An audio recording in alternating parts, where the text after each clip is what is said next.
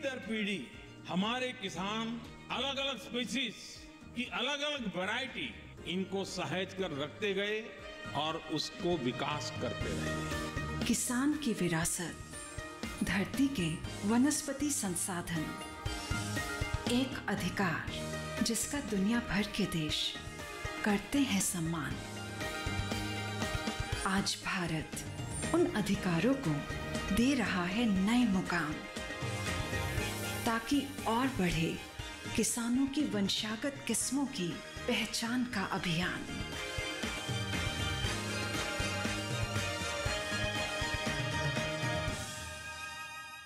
नमस्कार, आप देख रहे हैं दूरदर्शन किसान। कार्यक्रम कृषि दर्शन में आप सभी का स्वागत है।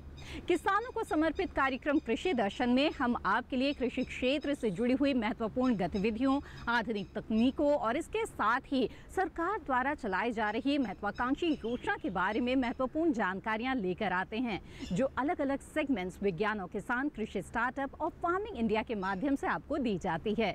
इसके अलावा आपको इस कार्यक्रम में हम एक कामयाब किसान से भी मिलवाते हैं। तो आइए इस सिलसिले को जारी रखते हैं और शुरू करते हैं आज का ये कार्यक्रम। आइए कार्यक्रम कृषि दर्शन में देखते हैं पहला सेगमेंट, विज्ञान और किसान।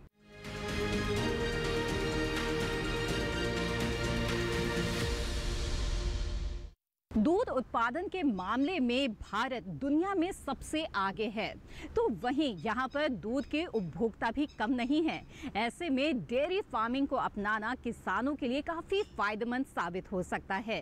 डेयरी फार्मिंग को सफलतापूर्वक करने के लिए कई बातों का ध्यान रखना भी बेहद ज़रूरी है, जैसे कि सही नस्लों का चुनाव, पशुओं के स्वास्थ्य की उचित देखभाल यानी कि उचित पशु प्रबंधन। तो डेयरी फार्मिंग आप कैसे कर सकते हैं और किस तरह से आपको सफलता मिल सकती है, आइए जानते हैं इस रिपोर्ट में।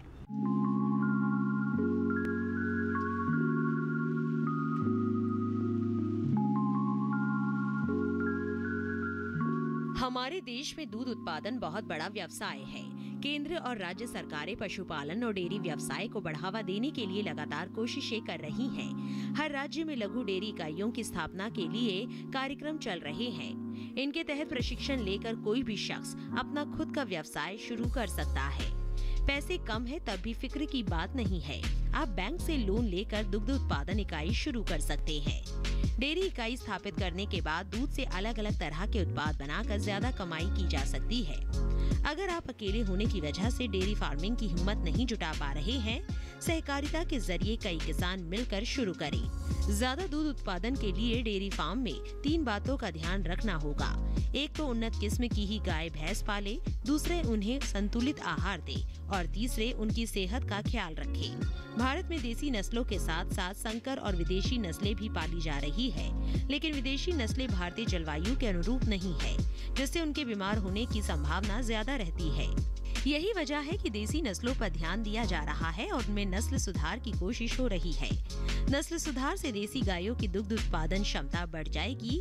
दूसरी ओर जब भी गाय भैंस खरीदने जाए तो पहले ही उनकी उत्पादन क्षमता का पता लगा ले, बीमारियों के बारे में पूछ ले और उसके थन वगैरह चेक कर ले। जिस जगह पर आप गाय भैंस बांध रहे हैं वो साफ हो, सूखी हो और आरामदायक भी। जगह ऐसी चुने जहां पशु ज्यादा गर्मी और सर्दी से बच सके। चारा देते समय 2 पशुओं के बीच पर्याप्त दूरी रखें। एक पशु के लिए 5.5 फुट चौड़ी और 10 फुट लंबी जगह चाहिए। अगर आप कारोबार के लिए व्यवसाय करना चाहते हैं तो शहर के आसपास के इलाकों में डेयरी इकाई की स्थापना करें। दुधारू पशुओं में संतुलित आहार बहुत जरूरी है, क्योंकि इसमें प्रोटीन, सोडियम, लोहा, जस्ता, आयोडीन और विटामिन ए पर्याप्त मात्रा में होता है। संतुलित आहार में 1/3 अनाज, 1/3 दलहन और 1/3 तिलहन होना चाहिए। पशुओं को हरा चारा जरूर खिलाएं, क्योंकि इसमें प्रोटीन, कैल्शियम और फास्फोरस होता है, जो पशु के दूध में बढ़ोतरी कर देता है, जबकि विटामिन ए पशु को बीमारियों से बचाता है। विटामिन ए की कमी से पशुओं में बांझपन और गर्भपात की भी समस्या आ जाती है। अपने फार्म पर ही संकर नस्लें पैदा कर सकते हैं। इसके लिए कृत्रिम गर्भाधान की सुविधा उपलब्ध है। कृत्रिम गर्भाधान से सांड पालने पर होने वाले खर्चों से बचा जा सकता है। संकर गाय 18 से 20 माह में वयस्क हो जाती हैं। यह औसतन 14 से 15 माह के अंतराल पर बच्चा देती है। वैसे आप चाहे तो 12 महीने में भी बच्चा ले सकते हैं। संकर गाय 8 से 10 लीटर दूध देती है। इनके नर ज्यादा मजबूत होते हैं। उन्हें आप खेती में या माल ढुलाई में इस्तेमाल कर सकते हैं। तो जाना आपने विस्तार से कि किस तरह से आप डेयरी फार्मिंग को अपना सकते हैं और अतिरिक्त आमदनी प्राप्त कर सकते हैं। इसी के साथ कार्यक्रम कृषि दर्शन में वक्त है एक छोटे से ब्रेक का। ब्रेक के बाद मिलवाएंगे आपको एक सफल किसान से। आप बने रहें दूरदर्शन किसान पर।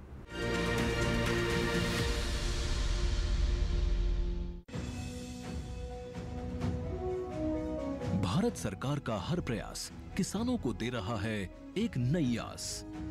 देश के किसानों की खुशहाली और उन्हें आत्मनिर्भर बनाने के लिए भारत सरकार समर्पित है।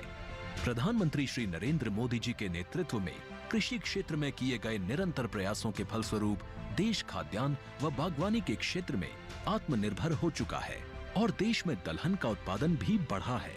इसी तरह भारत सरकार ने खाद्य तेलों के उत्पादन को बढ़ाने के भी अनेक प्रयास किए हैं। इसी क्रम को आगे बढ़ाते हुए माननीय प्रधानमंत्री श्री नरेंद्र मोदी जी के नेतृत्व में भारत सरकार ने दूरदर्शी निर्णय लेते हुए राष्ट्रीय खाद्य तेल मिशन ऑयल पाम की शुरुआत की है। इस मिशन से देश भर के किसानों को बहुत लाभ मिलेगा।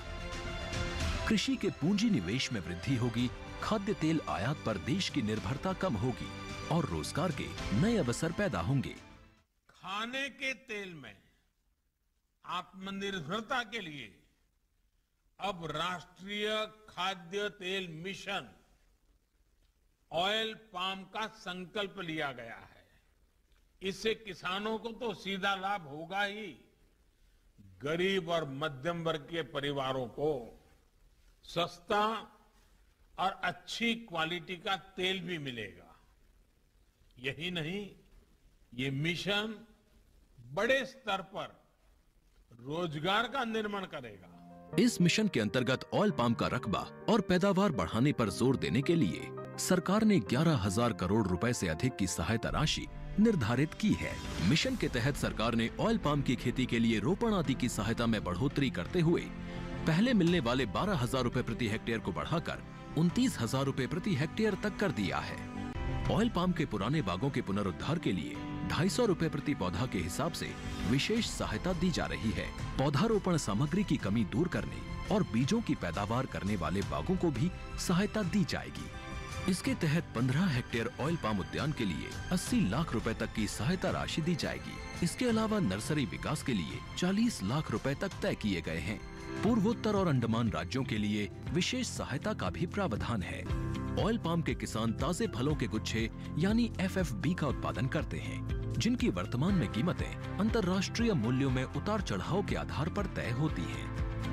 पहली बार केंद्र सरकार ताजे फलों के गुच्छे की कीमत के लिए किसानों को आश्वासन दे रही है। ये व्यवहार्यता मूल्य यानी VP कहलाएगा, यानी किसानों को कोई घाटा नहीं होने दिया जाएगा। व्यवहार्यता मूल्य VP तय करने की शुरुआत 1 नवंबर से होगी और अगले वर्ष 31 अक्टूबर तक जारी रहेगी। इसे ऑयल पाम वर्ष कहा जाएगा। इस योजना के तहत वर्ष 2025-26 तक ऑयल पाम का रकबा 6.5 लाख हेक्टेयर सृजित करने और कच्चे ऑयल पाम की पैदावार वर्ष 2025-26 तक 11.20 लाख टन पहुंचाने का लक्ष्य निर्धारित किया गया है। सरकार के इस महत्वपूर्ण निर्णय से देश में ऑयल पाम की खेती करने वाले किसानों में विश्वास पैदा होगा और वे खेती का रकबा बढ़ाएंगे। इस तरह पाम ऑयल का उत्पादन भी बढ़ेगा, जिससे किसानों की आय बढ़ेगी और ग्रामीण अर्थव्यवस्था भी सुदृढ़ होगी।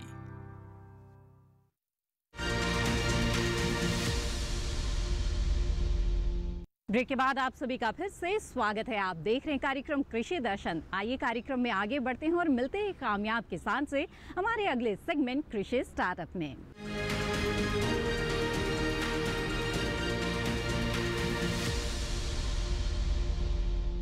हरित क्रांति के बाद से ही रसायनों का इस्तेमाल खेती में काफी ज्यादा बढ़ गया है। अंधाधुंध रसायनों के इस्तेमाल के कारण मिट्टी की सेहत खराब हो रही है। ऐसे में अब वक्त की मांग हो चली है प्राकृतिक खेती। जी हाँ, रसायन मुक्त खेती को अपनाना बेहद ही जरूरी है। इसमें किसानों का तो लाभ है ही, इसके साथ ही पर्यावरण सुरक्षा भी इससे सुनिश्चित होती है। कुछ ऐसा ही कर दिखाया है हमारे एक प्रगतिशील किसान हरियाणा के रहने वाले शैलेंद्र कुमार ने। प्राकृतिक खेती के जरिए उन्हें किस तरह से सफलता मिली है, आइए जानते हैं खुद इनसे मिलकर।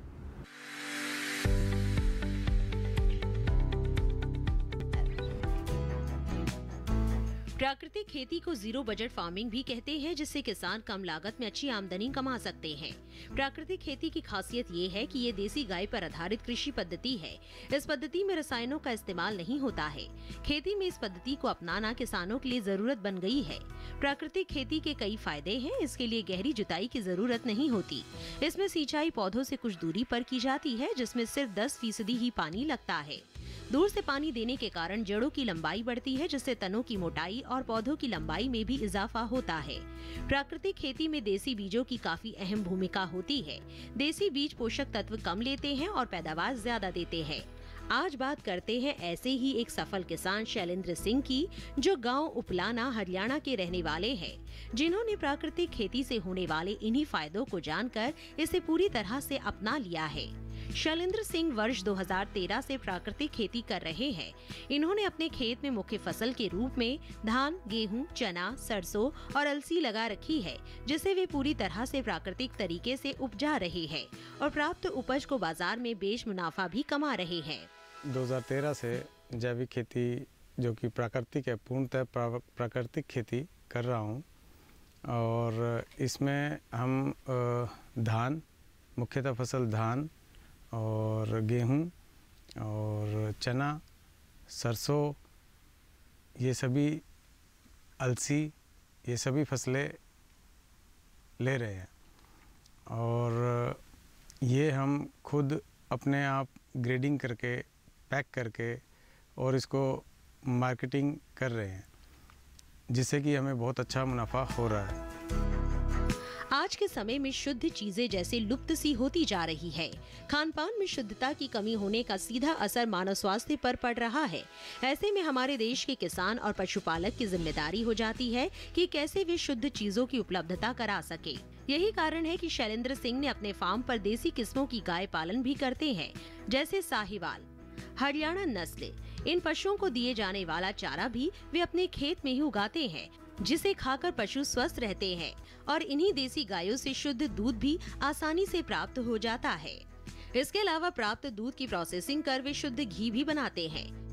शुद्धता की बात करें तो आजकल जो कि मिलावटी इतना मिल रहा है और ऊपर से शुद्ध भी नहीं मिल रहा है और HF का दूध भी मिल रहा है जो कि शुद्ध नहीं होता है। अब A2 की बात करें तो A2 मिल्क तुम्हें साहिवाल में या हरियाणा नस्ल अपनी देसी गायों में मिलेगा, जो कि हमने रखा हुआ है। हम चारा जो सा है खुद उगाते हैं, आटा हमारा है, सरसों का खल हमारा है, चने की चूरी हमारी है और जो सा मूंग है, मूंग का जो चूरा बचता है वो भी हमारा है। तो हम ये सभी चीज़ अपनी गायों को देते हैं, जिससे कि शुद्ध ऑर्गेनिक दूध हमें उपलब्ध हो जाता है।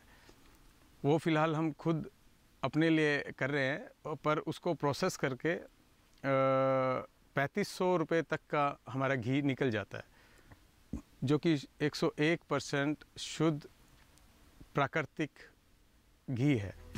शैलेंद्र सिंह अपने जिले के कृषि विज्ञान केंद्र जाते रहते हैं, ताकि उन्हें प्राकृतिक खेती से जुड़ी नई जानकारियां प्राप्त होती रहे। ये हमारे कृषि विज्ञान केंद्र के साथ रेगुलरली जुड़े हुए हैं।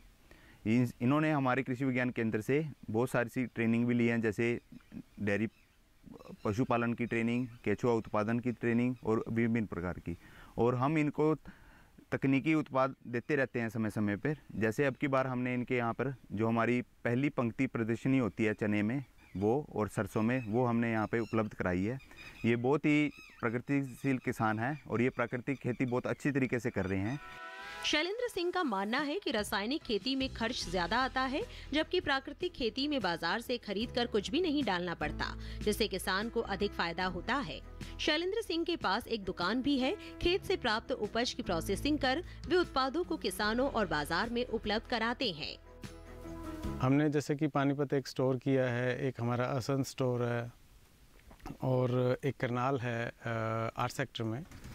तो हम सभी किसानों को आमंत्रित करते हैं जो कि प्राकृतिक या जैविक किसान हैं, कि वहाँ पे आएँ, अपना माल लाएं और वहाँ पे बिना किसी कॉस्ट को पे करे वहाँ पे अपना माल बेचें, जिससे कि उनको मुनाफा हो।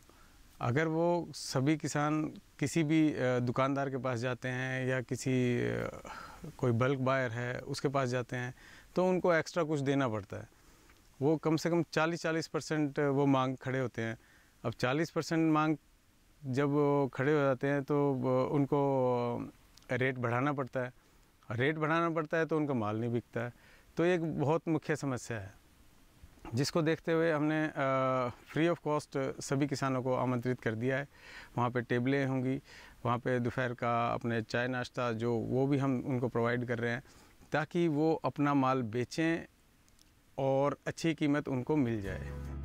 प्राकृतिक खेती से उपजी फसलें मौसम की विषमताओं को काफी हद तक सहन कर लेती हैं, जिससे किसान आर्थिक नुकसान से बचे रहे हैं। खेती के लिए खाद और कीटनाशक की जरूरत होती है। प्राकृतिक खेती में ये दोनों चीजें प्राकृतिक तरीके से ही बनाई जाती है, वो भी घर पर मौजूद सामग्री से, यानी बाजार से कुछ भी खरीदने की जरूरत नहीं पड़ती है। ऐसे में कहा जा सकता है कि प्राकृतिक खेती लघु और सीमांत किसानों के लिए किसी वरदान से कम नहीं है। उम्मीद है कि शैलेंद्र जी के चुनाव और उनकी कामयाबी को देखकर आपको भी प्रेरणा मिली होगी और आप भी जरूर प्राकृतिक खेती को अपनाने की सोचेंगे, अगर अब तक आपने इसकी शुरुआत नहीं की है तो। बहरहाल इसी के साथ कार्यक्रम कृषि दर्शन में वक्त हो गया एक और छोटे से ब्रेक का। जल्द हाजिर होंगे, आप बने रहें दूरदर्शन किसान पर।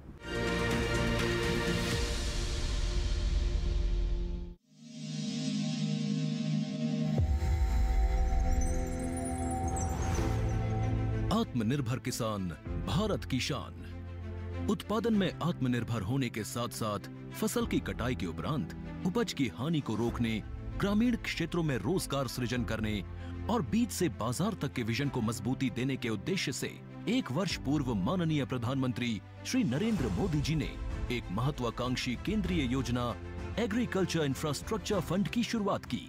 इस आधुनिक इंफ्रास्ट्रक्चर से कृषि आधारित उद्योग लगाने में एक बहुत बड़ा बदलाव आएगा और बहुत बड़ी गति आएगी। साथियों, अब हम उस स्थिति की तरफ बढ़ रहे हैं जहां गांव के कृषि उद्योगों से फूड आधारित उत्पाद शहर जाएंगे और यही तो आत्मनिर्भर भारत अभियान का संकल्प है।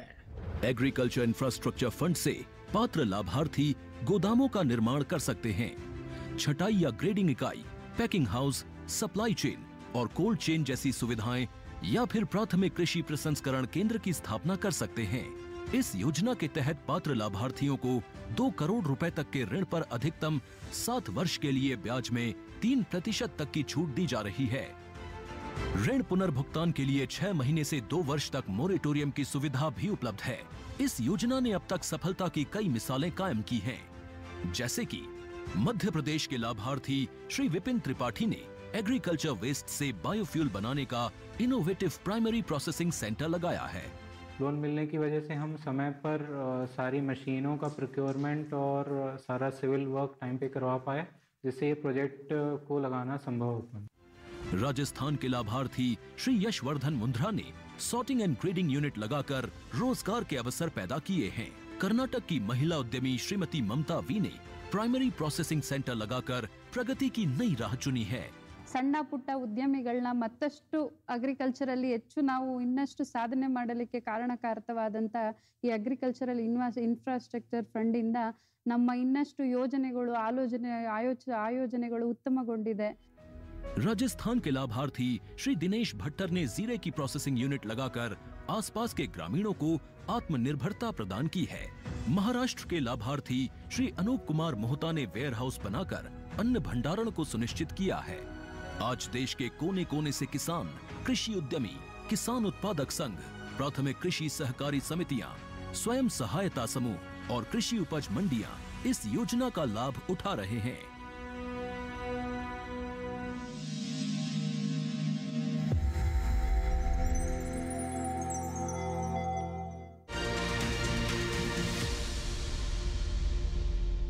ब्रेक के बाद आप सभी का फिर से स्वागत है। आप देख रहे हैं कार्यक्रम कृषि दर्शन। आइए कार्यक्रम में आगे बढ़ते हैं और देखते हैं हमारा अगला सेगमेंट फार्मिंग इंडिया।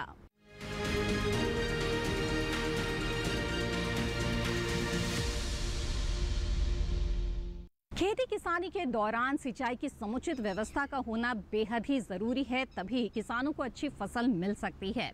लेकिन इसमें ऊर्जा की भी काफी खपत होती है। ऐसे में सौर ऊर्जा के माध्यम से, सोलर पंप के माध्यम से अगर आप सिंचाई करें तो आपको काफी लाभ हो सकता है। किसानों की इसी जरूरत को समझते हुए एक बेहद ही महत्वाकांक्षी योजना चलाई जा रही है, प्रधानमंत्री कुसुम योजना। आइए विस्तार से जानते हैं इस योजना के बारे में।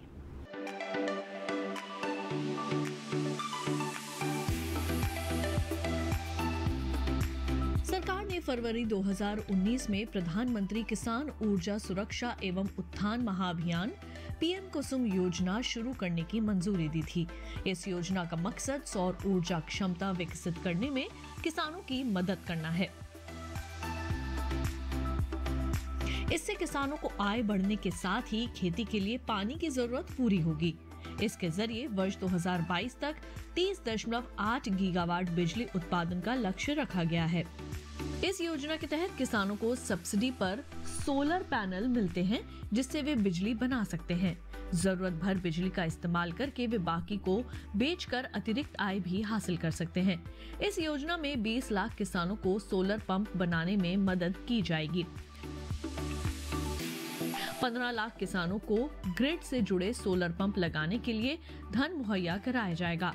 इस योजना पर सरकार ने 34,422 करोड़ रुपए खर्च करने का ऐलान किया है। पीएम कुसुम योजना के 3 घटक हैं। पहला, विकेंद्रित ग्रिड से जुड़ी 10,000 मेगावाट की क्षमता के सोलर पावर प्लांट स्थापित करना, जिसमें हर प्लांट की क्षमता 2 मेगावाट तक की होगी। दूसरा घटक 20 लाख सौर ऊर्जा चालित कृषि पंपों की स्थापना। 15 लाख किसानों के सिंचाई पंप को सोलर पंप से जोड़ना। इस योजना के जरिए बिजली और डीजल से चलने वाले सिंचाई पंप को सोलर एनर्जी से चलने वाले पंप में बदला जाएगा। सोलर पैनल से मिलने वाली बिजली का इस्तेमाल किसान पहले अपने सिंचाई के काम में करेंगे। उसके अलावा जो अतिरिक्त बिजली बचेगी उसे विद्युत बिजली वितरण कंपनी को बेचकर किसान 25 साल तक आमदनी कमा सकते हैं और प्रदूषण भी कम होगा। सोलर पैनल 25 साल तक चलेगा और इसका रखरखाव भी आसान है। इससे किसानों को हर साल 1 एकड़ पर 60,000 रुपए से 1 लाख रुपए तक की आमदनी अगले 25 साल तक हो सकती है। किसानों को अपने में सोलर पैनल स्थापित करने के लिए केवल 10% रकम का भुगतान करना होता है। केंद्र और राज्य सरकार किसानों को बैंक खाते में 60% की सब्सिडी देती है। केंद्र और राज्य की ओर से बराबर का योगदान देने का प्रावधान है और बैंक की ओर से 30% लोन का भी प्रावधान है। इस लोन को किसान अपने होने वाली आमदनी से भी आसानी से भर सकते हैं। किसानों को इस योजना का लाभ उठाने के लिए सरकारी वेबसाइट https://mnre.gov.in पर जाकर रजिस्ट्रेशन कराना होगा। इसके अलावा आधार कार्ड, प्रॉपर्टी के दस्तावेज और बैंक खाते की जानकारी भी देनी होगी।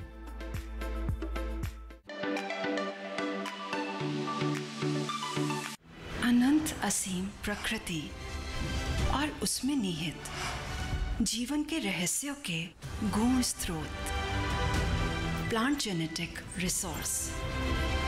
अपनी बायोडायवर्सिटी के संरक्षण और संवर्धन के लिए भारत पूरी तरह संवेदनशील है। वैज्ञानिक दृष्टि और समृद्ध कृषि परंपरा के साथ भारत जैविक विविधता के संरक्षण के लिए प्रतिबद्ध है।